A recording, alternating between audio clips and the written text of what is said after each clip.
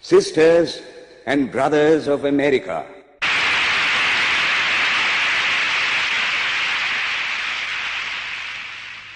it fills my heart with joy unspeakable to rise in response to the warm and cordial welcome which you have given us. I thank you in the name of the most ancient order of monks in the world. I thank you in the name of the mother of religions. And I thank you in the name of the millions and millions of Hindu people of all classes and sects. My thanks also to some of the speakers on this platform who, referring to the delegates from the Orient, have told you that these men from far-off nations may well claim the honor of bearing to different lands the idea of toleration. I am proud to belong to a religion which has taught the world both tolerance and universal acceptance. We believe not only in universal toleration, but we accept all religions as true. I am proud to belong to a nation which has sheltered the persecuted and the refugees of all religions and all nations of the earth. I am proud to tell you that we have gathered in our bosom the purest remnant of the Israelites who came to southern India and took refuge with us in the very year in which their holy temple was shattered to pieces by Roman tyranny. I am proud to belong to the religion which has sheltered and is still fostering the remnant of the grand Zoroastrian nation. I will quote to you, brethren, a few lines from a hymn which I remember to have repeated from my earliest boyhood, which is every day repeated by millions of human beings. As the different streams, having their sources in different places, all mingle their water in the sea, so, O Lord, the different paths which men take through different tendencies, various though they appear, crooked or straight, all lead to Thee.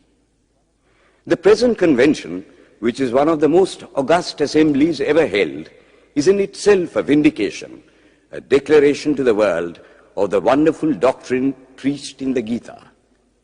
Whosoever comes to me, through whatsoever form, I reach him. All men are struggling through paths which in the end lead to me. Sectarianism, bigotry, and its horrible descendant, fanaticism, have long possessed this beautiful earth. They have filled the earth with violence, drenched it often and often with human blood, destroyed civilization, and sent whole nations to despair. Had it not been for these horrible demons, human society would be far more advanced than it is now. But their time is come, and I fervently hope that the bell that tolled this morning in honor of this convention may be the death knell of all fanaticism, of all persecutions with the sword or with the pen, and of all uncharitable feelings between persons wending their way to the same goal.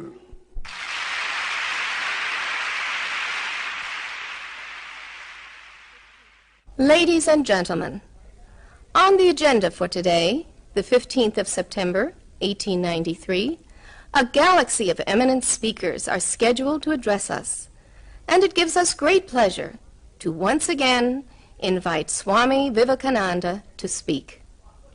His subject for today, Why We Disagree. I will tell you a little story. You have heard the eloquent speaker who has just finished say, "Let us cease from abusing each other," and he was very sorry that there should be always so much variance. But I think I should tell you a story which would illustrate the cause of this variance. A frog lived in a well.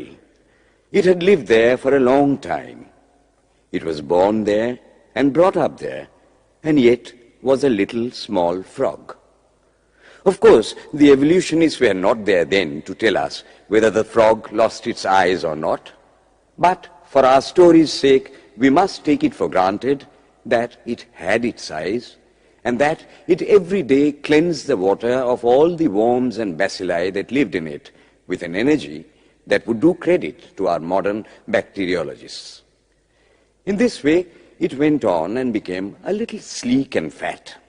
Well, one day, another frog that lived in the sea came and fell into the well. Where are you from? I am from the sea. The sea? How big is that? Is it as big as my well? And he took a leap from one side of the well to the other. My friend, said the frog of the sea, how do you compare the sea with your little well? Then the frog took another leap and asked, is your sea so big? What nonsense you speak, to compare the sea with your well. Well then, said the frog of the well, nothing can be bigger than my well. There can be nothing bigger than this. This fellow is a liar, so turn him out. That has been the difficulty all the while. I am a Hindu.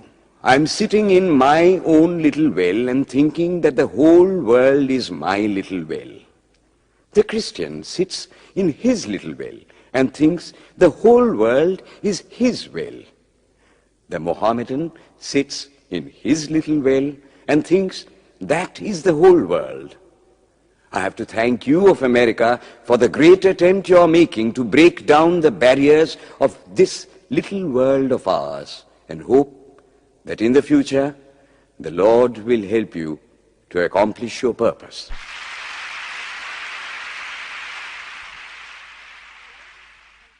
Delegates and friends, today, the 19th of September, 1893, is the 9th day of the World's Parliament of Religions. We have had the privilege of listening to many distinguished speakers from the world over address us on a variety of subjects.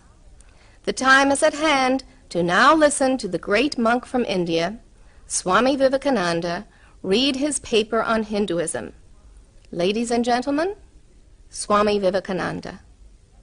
From the high spiritual flights of the Vedanta philosophy, of which the latest discoveries of science seem like echoes, to the low ideas of idolatry with its multifarious mythology, the agnosticism of the Buddhists and the atheism of the Jains, each and all have a place in the Hindu's religion. Where then, the question arises, where is the common center to which all these widely diverging radii converge? Where is the common basis upon which all these seemingly hopeless contradictions rest? And this is the question I shall attempt to answer. The Hindus have received their religion through revelation, the Vedas. They hold that the Vedas are without beginning and without end. It may sound ludicrous to this audience how a book can be without beginning or end. But by the Vedas, no books are meant. They mean the accumulated treasury of spiritual laws discovered by different persons in different times. Just as the law of gravitation existed before its discovery and would exist if all humanity forgot it, so is it with the laws that govern the spiritual world. The moral, ethical, and spiritual relations between soul and between individual spirits and the Father of all spirits were there before their discovery and would remain even if we forgot them. The discoverers of these laws are called rishis, and we honor them as perfected beings. I'm glad to tell this audience that some of the very greatest of them were women. Here it may be said that these laws, as laws, may be without end, but they must have had a beginning. The Vedas teach us that creation is without beginning or end. Science is said to have proved that the sum total of cosmic energy is always the same. Then, if there was a time when nothing existed, where was all this manifested energy? Some say it was in a potential form in God. In that case, God is sometimes potential and sometimes kinetic, which would make him mutable. Everything mutable is a compound, and everything compound must undergo that change which is called destruction. So, God would die, which is absurd. Therefore, there never was a time when there was no creation. If I may be allowed to use a simile, creation and creator are two lines without beginning and without end, running parallel to each other. God is the ever-active providence by whose power systems after systems are being evolved out of chaos, made to run for a time and again destroyed. This is what the Brahmin boy repeats every day. The sun and the moon the Lord created like the suns and moons of previous cycles. And this agrees with modern science. Here I stand, and if I shut my eyes and try to conceive my existence, what is the idea before me? The idea of a body. Am I then nothing but a combination of material substances? The Vedas declare, no. I am a spirit living in a body. I am not the body. The body will die, but I shall not die. Here am I in this body. It will fall, but I shall go on living.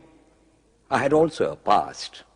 The soul was not created, for creation means a combination, which means a certain future dissolution. If then the soul was created, it must die. Some are born happy, enjoy perfect health with beautiful body, mental vigor, and all wants supplied. Others are born miserable. Some are without hands or feet. Others again are idiots and only drag on a wretched existence. Why, if they are all created, why does a just and merciful God create one happy and another unhappy? Why is he so partial? Nor would it mend matters in the least to hold that those who are miserable in this life will be happy in a future one. Why should a man be miserable even here in the reign of a just and merciful God?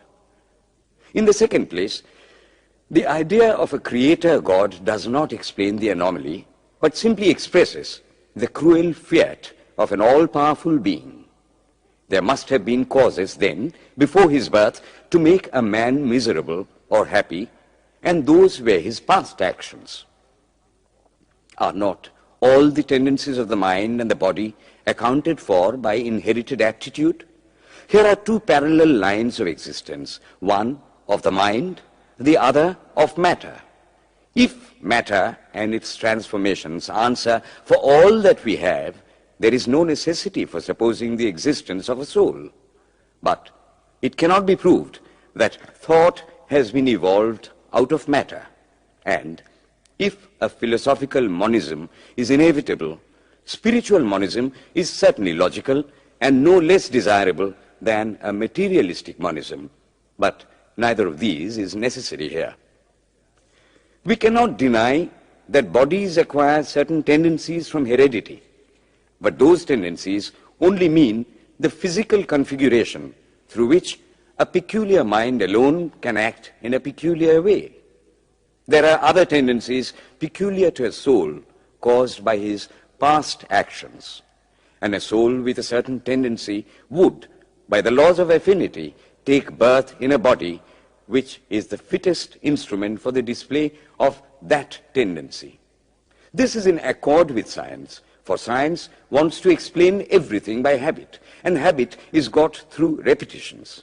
So, repetitions are necessary to explain the natural habits of a newborn soul, and since they were not obtained in this present life, they must have come down from past lives. There is another suggestion. Taking all these for granted, how is it that I do not remember anything of my past life? This can be easily explained. I am now speaking in English.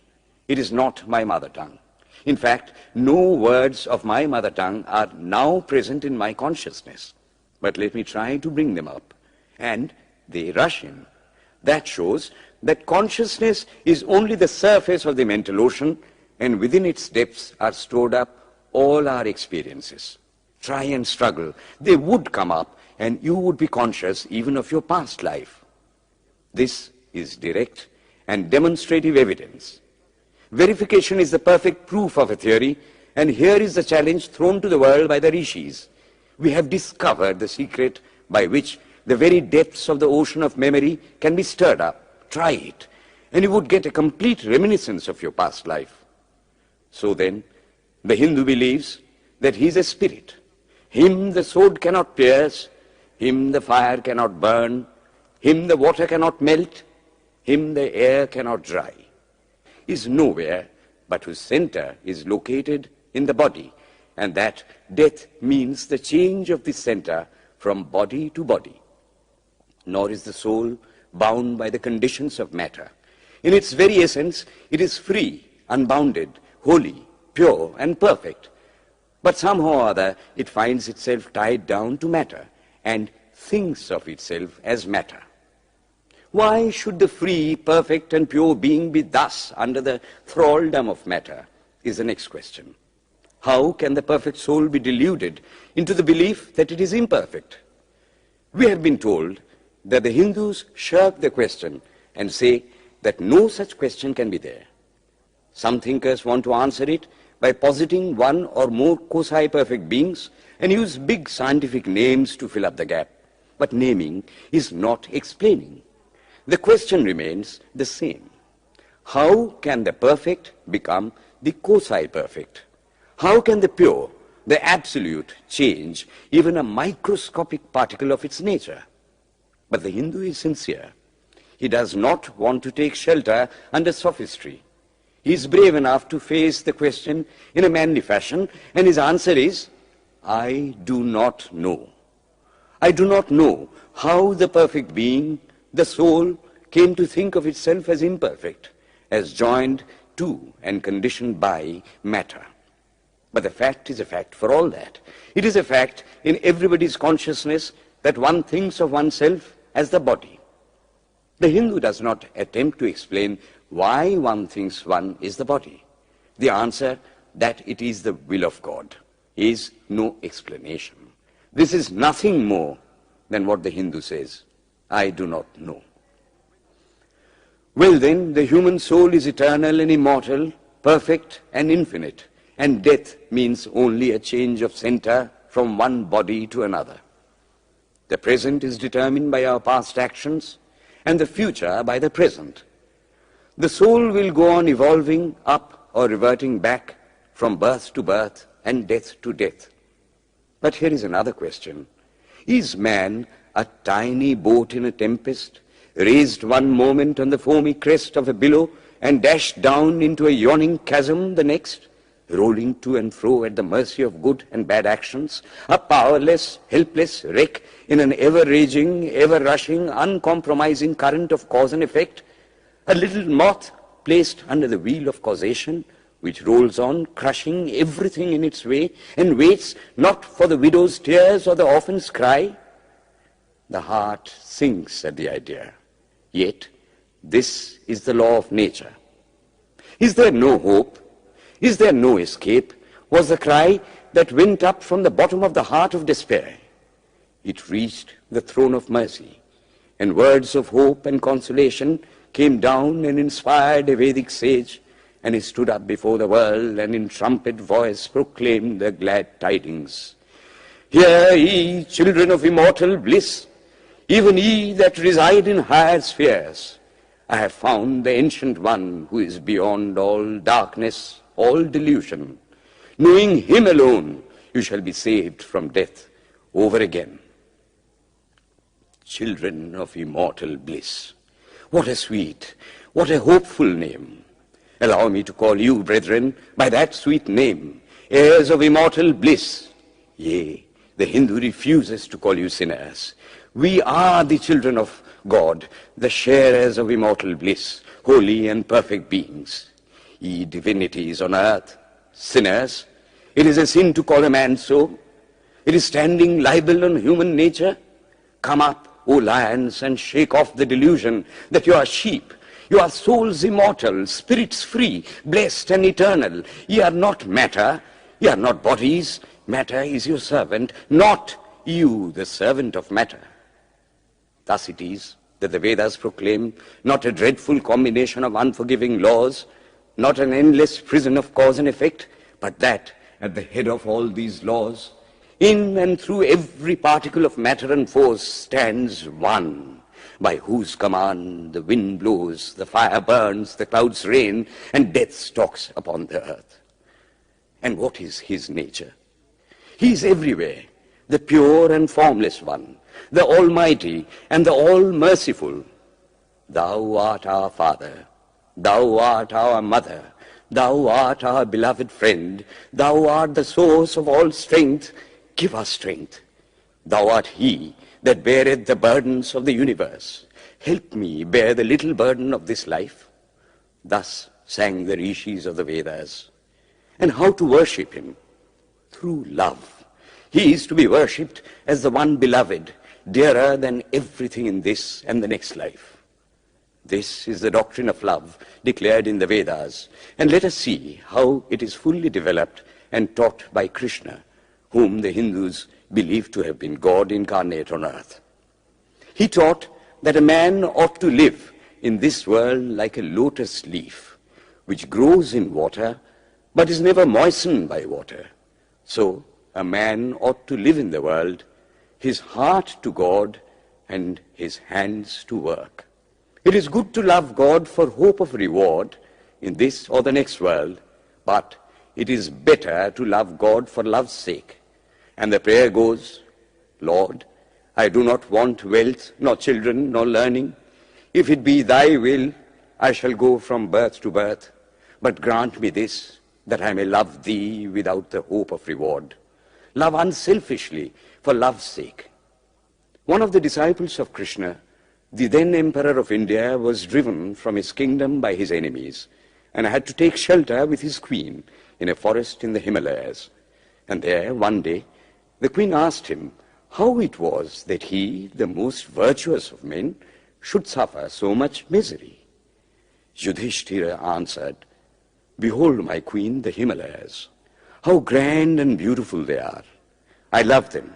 They do not give me anything, but my nature is to love the grand, the beautiful. Therefore, I love them. Similarly, I love the Lord. He is the source of all beauty, of all sublimity. He is the only object to be loved. My nature is to love him, and therefore I love. I do not pray for anything. I do not ask for anything. Let him place me wherever he likes. I must love him for love's sake. I cannot trade in love. The Vedas teach that the soul is divine, only held in the bondage of matter. Perfection will be reached when this bond will burst, and the word they use for it is, therefore, mukti, freedom. Freedom from the bonds of imperfection, freedom from death and misery.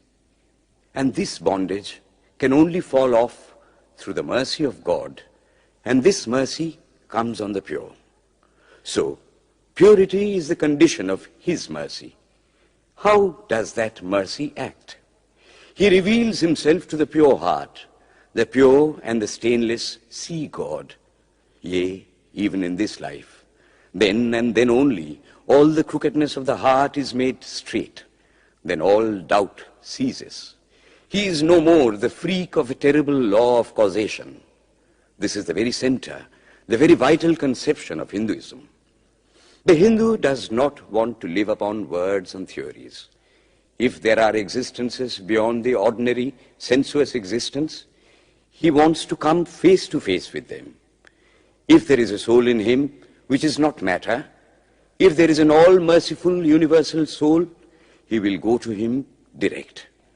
He must see him, and that alone can destroy all doubts. So, the best proof a Hindu sage gives about the soul, about God, is, I have seen the soul, I have seen God. And that is the only condition of perfection. The Hindu religion does not consist in struggles and attempts to believe a certain doctrine or dogma, but in realizing, not in believing, but in being and becoming.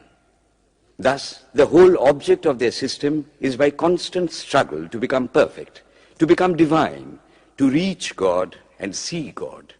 And this reaching God, seeing God, becoming perfect, even as the Father in heaven is perfect, constitutes the religion of the Hindus. And what becomes of a man when he attains perfection?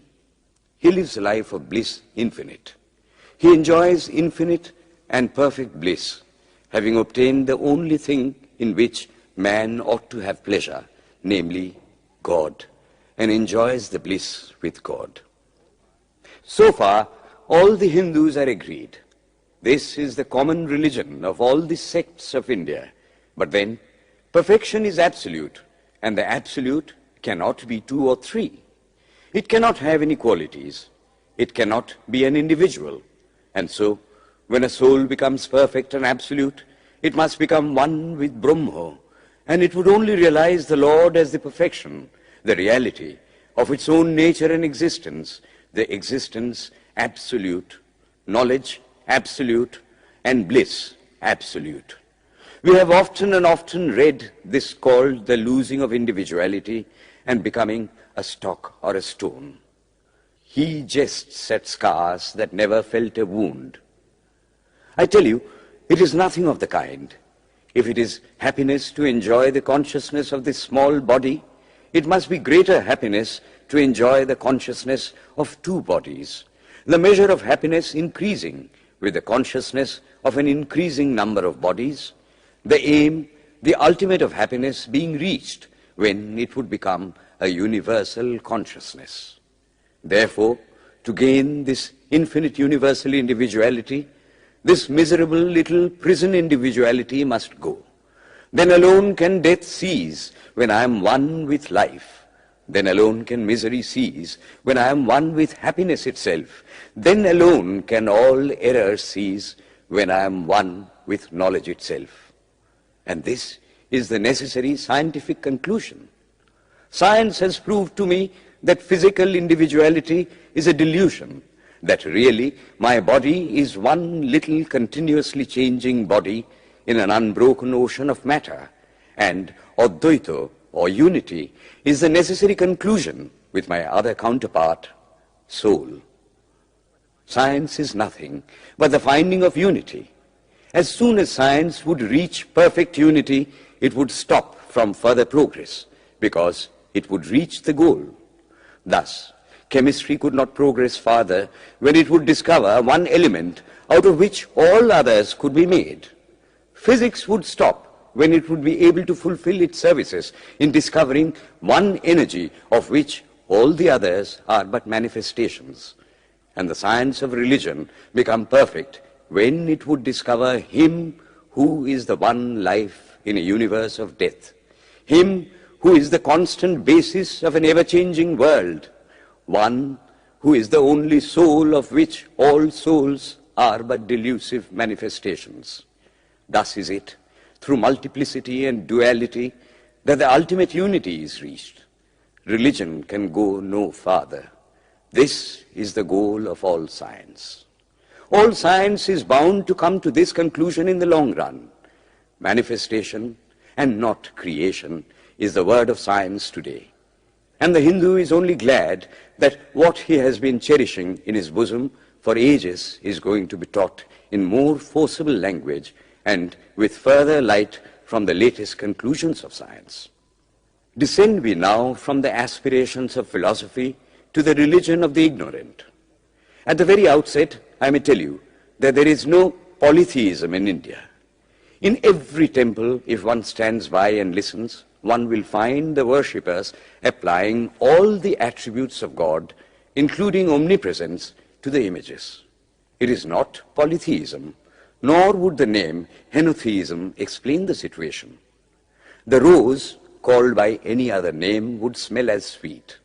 Names are not explanations. The tree is known by its fruits. When I have seen amongst them that are called idolaters, men, the like of whom, in morality and spirituality and love, I have never seen anywhere, I stop and ask myself, can sin beget holiness? Superstition is a great enemy of man, but bigotry is worse. Why does a Christian go to church? Why is the cross holy? Why is the face turned toward the sky in prayer? Why are there so many images in the Catholic Church? Why are there so many images in the minds of Protestants when they pray? My brethren, we can no more think about anything without a mental image than we can live without breathing. By the law of association, the material image calls up the mental idea and vice versa. This is why the Hindu uses an external symbol when he worships. He will tell you it helps to keep his mind fixed on the being to whom he prays. He knows, as well as you do, that the image is not God, is not omnipresent. After all, how much does omnipresence mean to almost the whole world? It stands merely as a word, a symbol. Has God superficial area? If not, when we repeat that word omnipresent, we think of the extended sky or of space. That is all. As we find that somehow or other, by the laws of our mental constitution, we have to associate our ideas of infinity with the image of the blue sky or of the sea, so we naturally connect our idea of holiness with the image of a church, a mosque, or a cross. The Hindus have associated the ideas of holiness, purity, truth, omnipresence, and such other ideas with different images and forms. But with this difference, that while some people devote their whole lives to their idol of a church and never rise higher, because with them religion means an intellectual assent to certain doctrines and doing good to their fellows, the whole religion of the Hindu is centered in realization.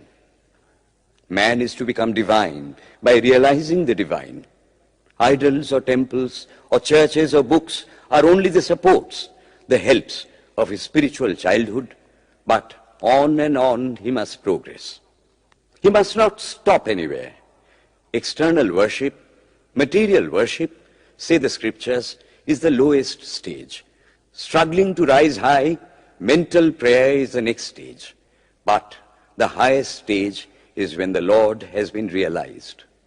Mark, the same earnest man who is kneeling before the idol tells you, him the sun cannot express, nor the moon, nor the stars, the lightning cannot express him, nor what we speak of as fire.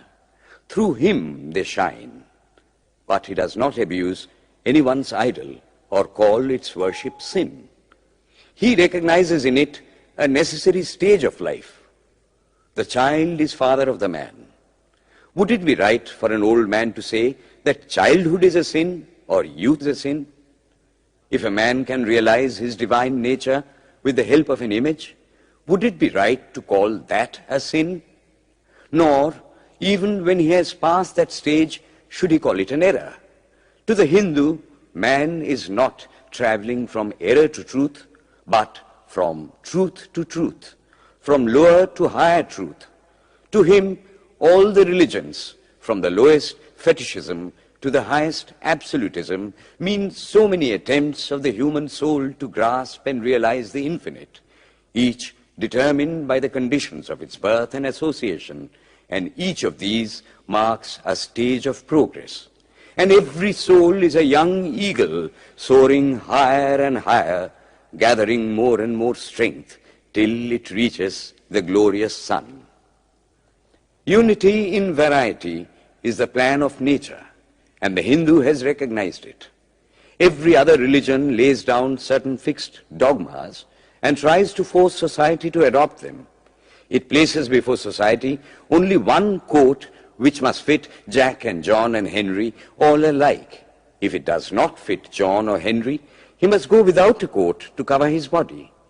The Hindus have discovered that the absolute can only be realized or thought of or stated through the relative, and the images, crosses and crescents are simply so many symbols, so many pegs to hang spiritual ideas on. It is not that this help is necessary for everyone, but those that do not need it have no right to say that it is wrong, nor is it compulsory in Hinduism. One thing I must tell you, idolatry in India does not mean anything horrible. It is not the mother of harlots. On the other hand, it is the attempt of undeveloped minds to grasp high spiritual truths. The Hindus have their faults, they sometimes have their exceptions, but mark this, they are always for punishing their own bodies and never for cutting the throats of their neighbors. If the Hindu fanatic burns himself on the pyre, he never lights the fire of inquisition.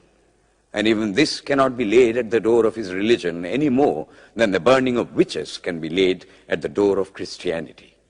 To the Hindu, then, the whole world of religions is only a traveling, a coming up of different men and women through various conditions and circumstances to the same goal.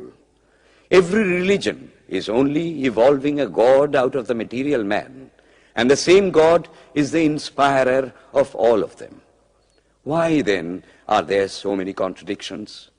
They are only apparent, says the Hindu. The contradictions come from the same truth, adapting itself to the varying circumstances of different natures. It is the same light coming through glasses of different colors, and these little variations are necessary for purposes of adaptation. But in the heart of everything, the same truth reigns.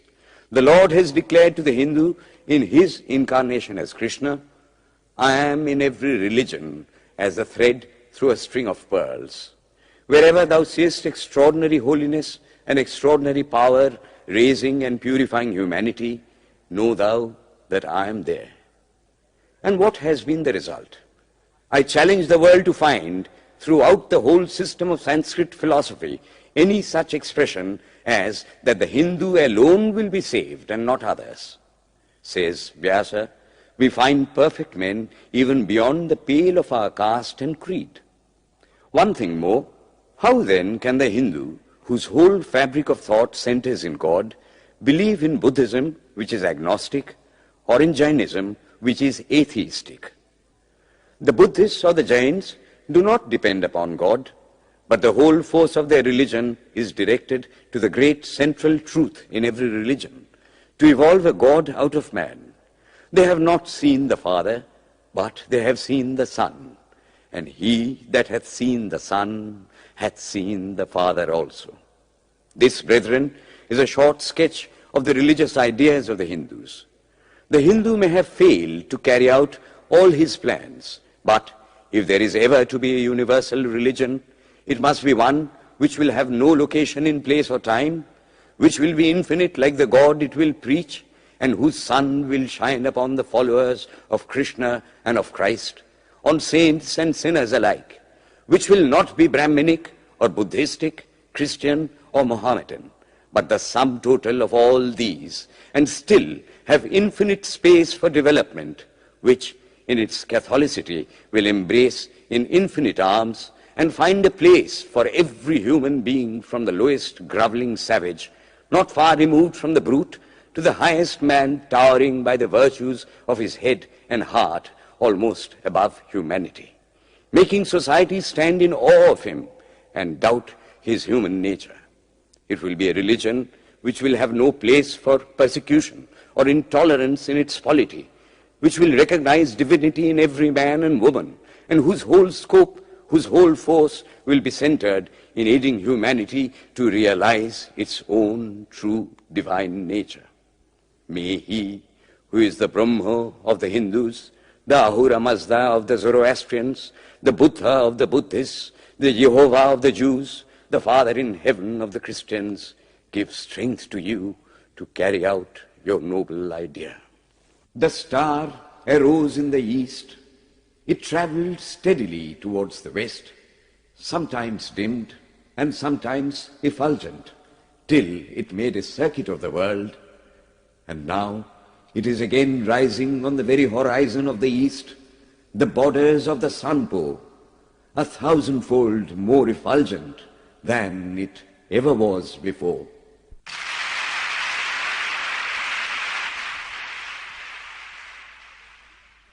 Today, the 26th of September, 1893, is the penultimate day of this Parliament of Religions at Chicago.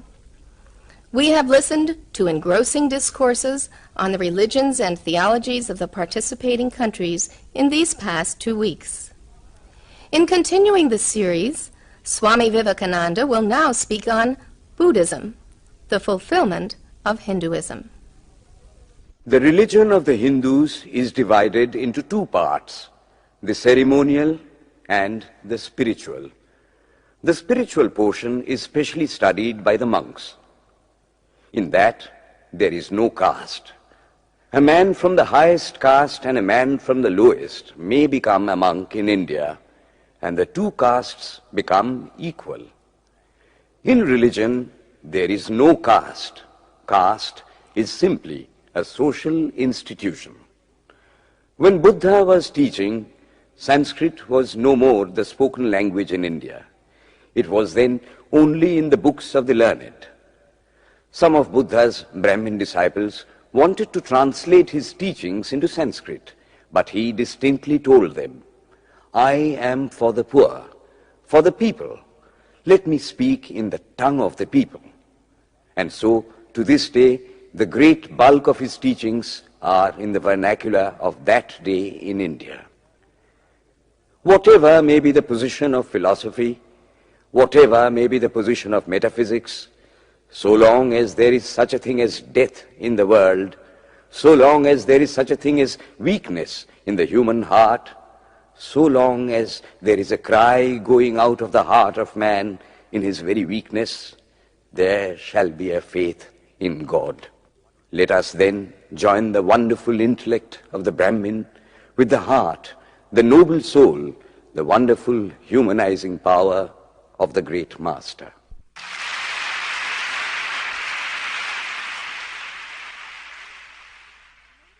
Ladies and gentlemen, in a short while from now, the World's Parliament of Religions at Chicago will come to a close. And this day, the 27th of September, 1893, will go down in history as a landmark for more reasons than one. It is in the fitness of things that we now call upon Swami Vivekananda from India to address this final session. The world's Parliament of Religions has become an accomplished fact, and the merciful Father has helped those who labored to bring it into existence and crown with success their most unselfish labor. My thanks to those noble souls whose large hearts and love of truth first dreamt this wonderful dream and then realized it. My thanks to the shower of liberal sentiments that has overflowed this platform. My thanks to this enlightened audience for their uniform kindness to me and for their appreciation of every thought that tends to smooth the friction of religions. A few jarring notes were heard from time to time in this harmony. My special thanks to them, for they have, by their striking contrast, made the general harmony the sweeter. Much has been said of the common ground of religious unity. I am not going just now to venture my own theory, but if anyone here hopes that this unity will come by the triumph of any one of the religions and the destruction of the others, to him I say, brother, yours is an impossible hope. Do I wish that the Christian would become Hindu? God forbid. Do I wish that the Hindu or Buddhist would become Christian? God forbid. The seed is put in the ground, and earth and air and water are placed around it. Does the seed become the earth or the air or the water? No. It becomes a plant. It develops after the law of its own growth, assimilates the air, the earth, and the water, converts them into plant substance, and grows into a plant. Similar is the case with religion. The Christian is not to become a Hindu or a Buddhist, nor a Hindu or a Buddhist to become a Christian, but each must assimilate the spirit of the others and yet preserve his individuality and grow according to his own law of growth. If the Parliament of Religions has shown anything to the world, it is this. It has proved to the world that holiness, purity, and charity are not the exclusive possessions of any church in the world, and that every system has produced men and women of the most exalted character.